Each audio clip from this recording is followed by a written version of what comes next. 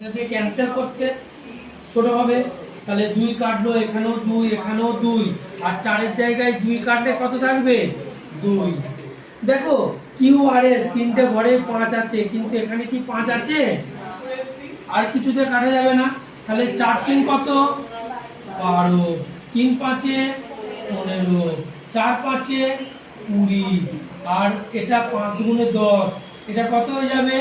50। এটা হয়ে যাচ্ছে P is to Q is to R is to S।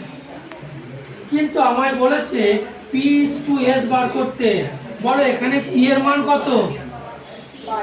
12, R S এর মান 50। তাহলে P is to S হয়ে যাবে 12 is to 50।